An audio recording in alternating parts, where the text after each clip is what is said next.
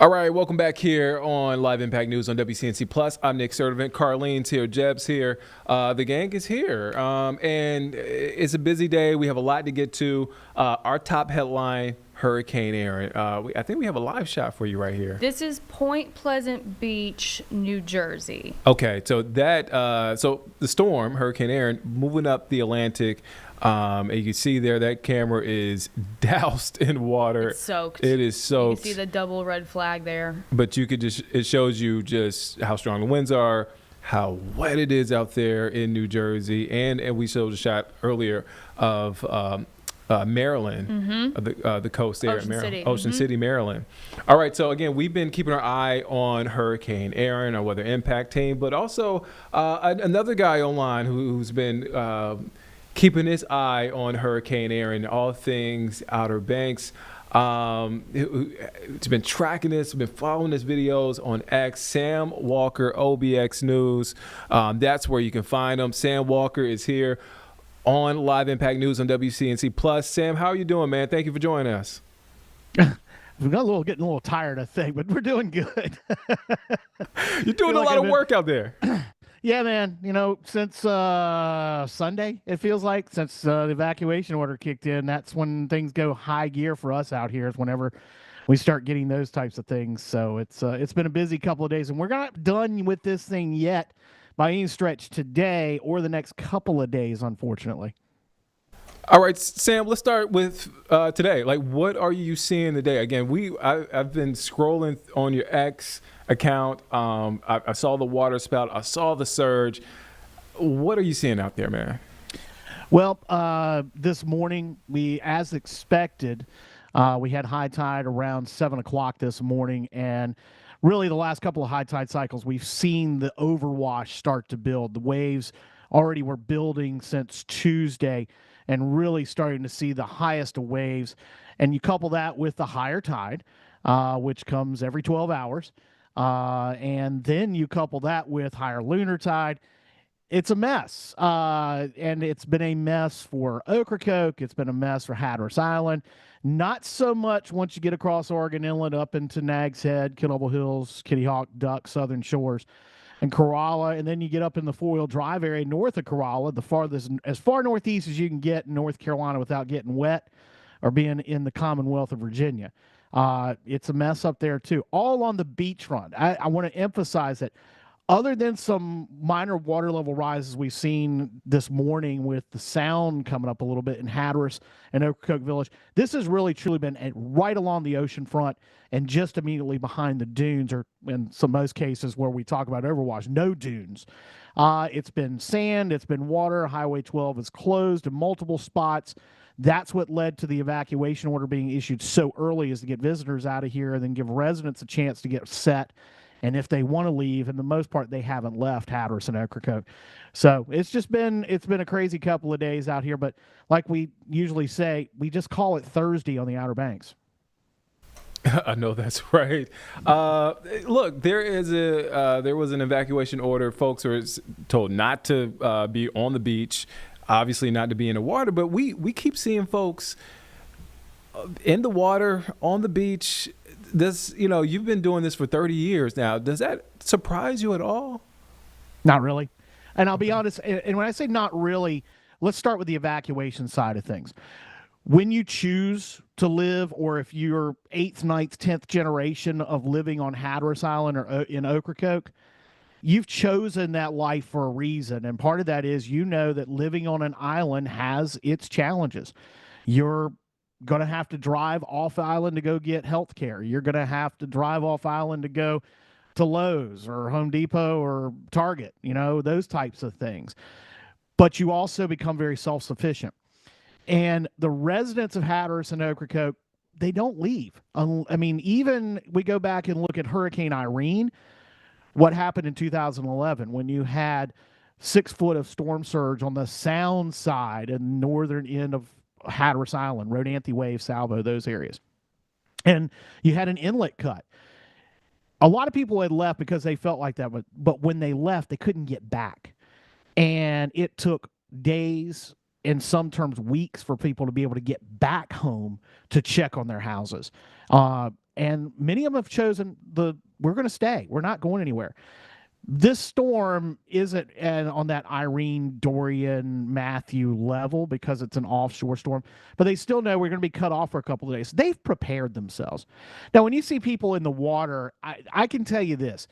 There really isn't many people, if at all, even braving them giving into the ocean today. Yesterday there were, and for the most part, people were heeding what the lifeguards are saying, and with the double red flags being up and things like that. People have been listening. We haven't had the number of rescue reports that we've heard about. Like Wrightsville Beach, 70 on Tuesday or Monday? And then at least over a dozen on Wednesday. We haven't had that problem up here. People have been pretty good about listening to our local emergency management in Dare County. They have an initiative called Love the Beach, RespectTheOcean.com, which puts out daily information about what the rip current risks are and how to be safe on the beach, whether it's not digging holes, whether it's not leaving your tents out on the beach at night because people aren't walking into them and sea turtles aren't getting damaged or messed up by them. People have been listening, and they've been staying out of the water for the most part. There's a few every now and then. And then when you talk about, the video that we've been sharing over the last 24 hours, most of that's been locals that kind of know, hey, I can go here and get this and not be in danger. And we don't encourage that behavior by all means, but for the most part, people haven't done anything really stupid yet, thankfully. Yeah, I think folks here inland, like, we were concerned because we don't know. Obviously, we're telling folks, hey, be safe, stay out the water, and we see that, and we're like, okay, we're just concerned here. So it's good to know, and great context. One thing that we've been talking about, those beachfront homes and the erosion piece and all of that. How and hopefully you could speak to this. What work is being done to preserve those homes? Because year after year, not even just with Hurricane Erin, but I remember last year and a year after that, and I guess I can keep going. Those homes keep getting washed away. Yeah, and what you have there, it give you some context and some historical context. The oceanfront homes here on the Outer Banks were built over the last 50 years. You really didn't see people wanting to build houses on the oceanfront because barrier islands move. That's what they do. And when people started inhabiting this place in the over the last 100 years or so, they always built on the sound side way back because they knew the ocean was going to come and wash anything away that was out on the beach. Well, as development has happened, as we've built, houses out on these ocean fronts, we've built them with 300 yards of beach and an 8-foot tall, 12-foot tall dune in front of them. All that has been eroded away in these places that you're seeing where these houses have been collapsing. In Rodanthe, in Buxton, elsewhere on the Outer Banks. I can go back over the last 40 years and give instances in Kitty Hawk and Killable Hills and Nags Head where there used to be houses and you can go by and it's empty space. It's just dune grass because there were houses there that collapsed because of storms because we were not getting our beaches were eroding away. What's being done? One, beach nourishment. In the northern beach towns, like we talked about Duck, Southern Shores, Kitty Hawk, Killable Hills, Nags Head. There's been some beach nourishment in Avon and Buxton since 2011. But there are some areas that can't be because of the cost, and that's one area is Rodanthe. There's not enough properties there to pay for it because you got to use taxes. You got to use property taxes. You got to use occupancy tax, your hotel, motel, and meals taxes to help pay for these projects. Federal government's not going to pay for them. They were reimbursing once you did one, they'll reimburse you when a storm comes and washes things out. But the cost has not made it. It's cost prohibitive to do beach nourishment in a place like Rodanthe. So what's happened now is you've had these homes that have collapsed. There's about 17, 18 now in Rodanthe, which is the farthest eastern point in North Carolina, that are still threatened. Some of those property owners have been fortunate enough to find properties they could move those houses to, but some haven't. Some are just going to let them go. Buxton's a little different situation because there's really nowhere else to move these houses. And you're right at where Diamond Shoals is and Cape Point, Cape Hatteras. It's one of the most dynamic ocean fronts in the world. So every time you put sand on it, it goes away. So there are things being done. And this is a situation somebody just decided to build a house right in the middle of the surf zone. These houses, again, were 300 yards away. But over time, they've been eroded away. And I'll throw in this last little point. We're not New Jersey. We're not South Carolina. And we're not building boardwalks, and we're not building jetties on the beach. North Carolina has a very specific set of laws that prevents hardened structures along our beaches because we like our natural beaches here in North Carolina. So you're never going to see something like that in this state, and especially out on the Outer Banks, because that's not something we do. That's the reason why so many people come to us, is because we are different from those other beachfronts. That makes a lot of sense, Sam. Sam, I got to ask, what does the next couple of days look like for you and for the folks there? I'm pretty sure for you, sleep is not included in those plans. Well, I will say, thankfully, where high tide is falling, it does kind of fit in the circadian rhythm right now. So tonight, 7:30 is high tide this evening. That will start seeing that overwash situation. Those dunes, or the dune run up, the waves washing up on the dunes as early as 4:30 this afternoon, about 3 hours, just because of the sheer power. This is when we're expecting the highest wave action to show up. So it's this evening. Tomorrow morning around 6:30 is high tide again. So we'll see another period that'll probably going to be very similar to what we saw this morning. Then things start to ramp down a little bit. Friday evening's high tide won't be as bad. Saturday, the overwash situation should really subside by Saturday. We're not going to be done with the rip currents. We're not going to be done with the rough surf. It's going to take a long time for the entire Western Atlantic to calm down. So not just here on the Outer Banks are we going to be dealing with the high risk of rip currents for into the weekend. It's going to be all of the North Carolina coast. It's going to be all of the mid-Atlantic. It's going to be the southeast. It's going to be the northeast, all the way up to Cape Cod.